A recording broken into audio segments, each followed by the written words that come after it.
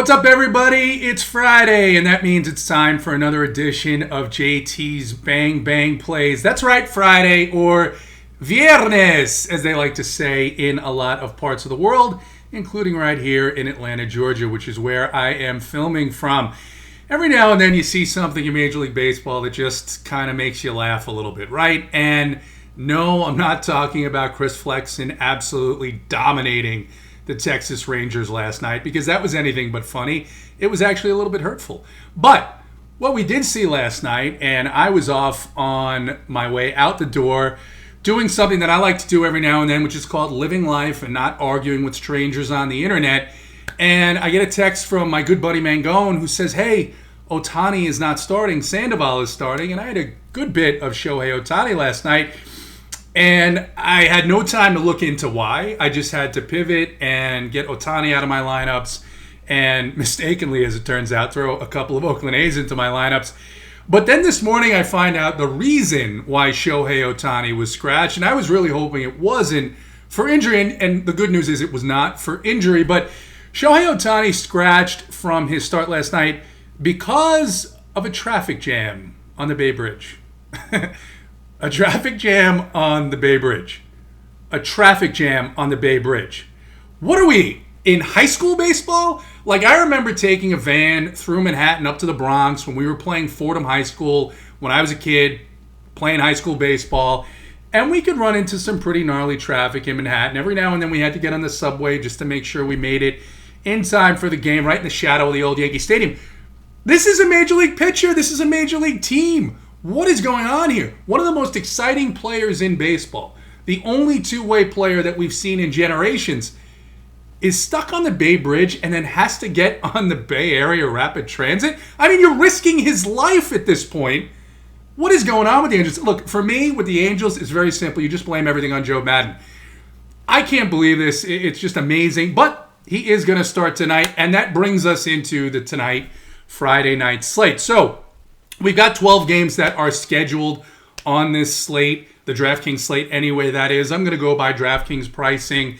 And a lot of these games, unfortunately, are in jeopardy. It's that time of year, heavy rain, heavy humidity, really throughout the Northeast primarily. So games in Washington, New York, where the Mets are supposed to play, and Ian Anderson had just a delicious matchup against this AA Mets team. In Boston, in Cleveland, and even in Chicago are at risk of perhaps being washed out tonight. So if you're not a member of Run Pure Sports, you have to join. Get in the Discord and see what we're talking about. We've got expert weathermen, including Holden WX. Holden will go on Twitter every now and then, but he's in-house. He'll share his thoughts on Discord. Draft Sheet fancies himself as something like a rich man's weatherman because he caters to the elitist crowd. We all know that. Draft Sheet will be looking at the radar and talking about that. Run Pure Sports RPS Heater 25 to get 25% off your first month's payment, and like this video and subscribe to the Run Pure Sports Network so that we can keep bringing you this type of content. Now, for the slate, let's forget about those games because, like I said, we're going to be in Discord talking about those matchups. There are some really good matchups, like I talked about. Ian Anderson in New York against a very watered-down Mets team. Billy McKinney batting cleanup. Cameron Maybin looking like he's not sure if he can actually catch a ball in center field.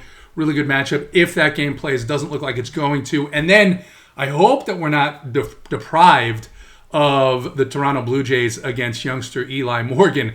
I mean, the Cleveland Indians and Terry Francona are absolute masochists, bringing up a rookie right-handed pitcher to start against this Toronto team. But whatever, we may be deprived of that. So going to talk about my favorite expensive pitcher and a little bit less expensive pitcher, and then a couple of stacks that I like. Let's start right off the bat. Let's just get to it with Garett Cole in Detroit against these Tigers. Tigers went through a little bit of a stretch where they were playing some pretty good baseball, mostly against left-handed pitching.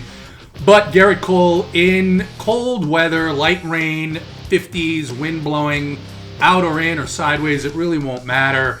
Garett Cole, 11.2, yeah, he's going to be popular. He's going to be over 50% owned, probably more so if some of these other games get rained out. But same situation like Shane Bieber on the day slate yesterday. Just can't get away from him.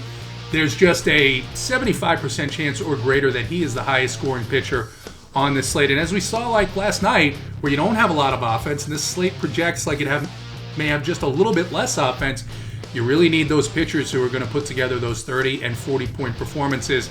Garett Cole, really the only guy on this slate that I think can do that. So I'm just going to lock him in. Not even going to mess around. I'm not going to go 65, 75%.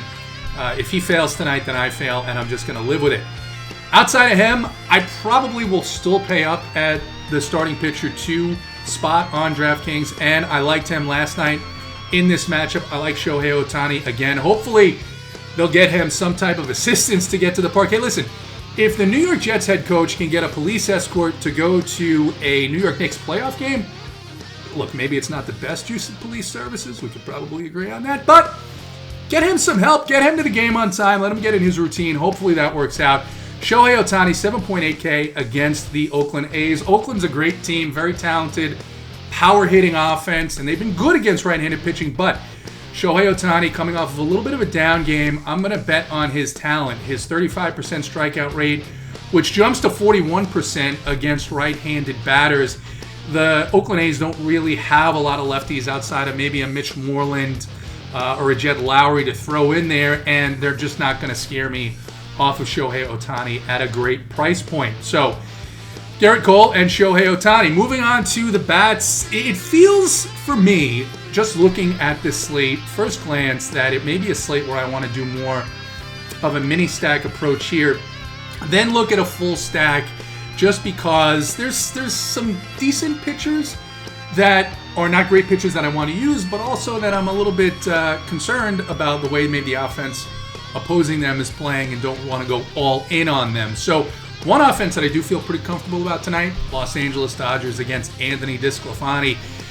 Anthony DeSclafani, big problem throughout his career against left-handed hitters, and this Dodgers team has some really talented power-hitting left-handed hitters, starting with Max Muncy. 5.1K tonight, I believe, on DraftKings at the first base position. Really good spot. Hit a home run off of the lefty, Alex Wood. Cody Bellinger is not going to be back, I don't think. I think he's projected to come back tomorrow night, but Gavin Lux is going to be in there. Gavin Lux, 4.2K. And then I think you can also throw in some of these right-handers because you'll get to that San Francisco bullpen sooner rather than later. Mookie Betts leading off. Price come down a little bit to 5.5.